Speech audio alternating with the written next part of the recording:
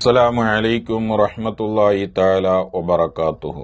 പ്രിയമുള്ള മുഅ്മിനാത്തുകളെ, പെരുന്നാളൊക്കെ അടുത്തു വരികയാണ്. വലിയ പെരുന്നാളിന് ദുൽഹിജ്ജ 9 സ്വബിഹി മുതൽ അയ്യാം തശ്രീഖ് അഥവാ 11, 12, 13 അസർ വരെ തക്ബീർ ചൊല്ലൽ സുന്നത്താണല്ലോ. അത് നാം നിസ്കാരത്തിന് ശേഷം തക്ബീറുകൾ ചൊല്ലാറുണ്ട്.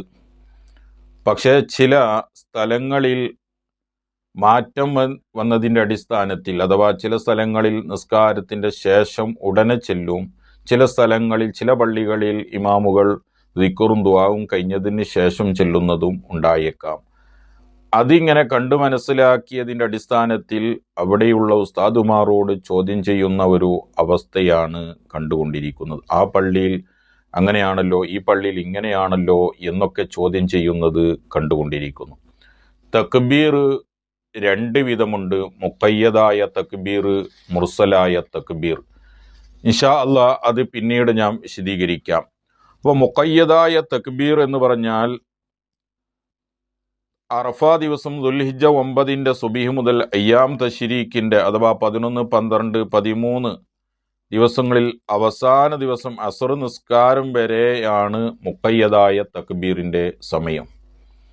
അപ്പോൾ ഈ തക്ബീർ ചൊല്ലൽ സലാം വീട്ടിയ ഉടനെയാണോ അല്ലെങ്കിൽ ദിക്റും ദുആവും കഴിഞ്ഞതിന് ശേഷമാണോ എന്ന് സംശയമുണ്ടായേക്കാം.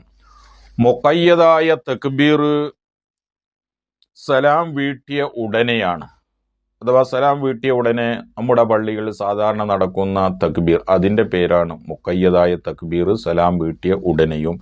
മുർസലായ തക്ബീർ ദിക്റും ദുആവും കഴിഞ്ഞതിന് ശേഷമാണ് സുന്നത്ത്.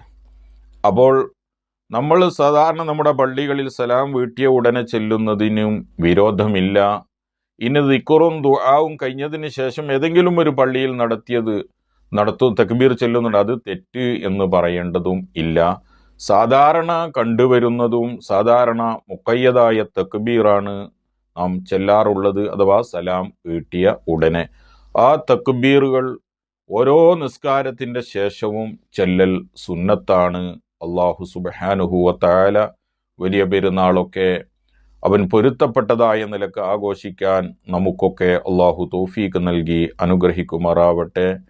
എൻ്റെ ചാനൽ കാണുന്ന ആളുകൾ, സബ്സ്ക്രൈബ് ചെയ്യാത്ത ആളുകൾ സബ്സ്ക്രൈബ് ചെയ്യുകയും തൊട്ടടുത്തുള്ള ബെൽബട്ടൺ അമർത്തുകയും ചെയ്താൽ ദിവസവും പറയുന്ന കാര്യങ്ങൾ നിങ്ങളുടെ കരങ്ങളിലേക്ക് എത്തും.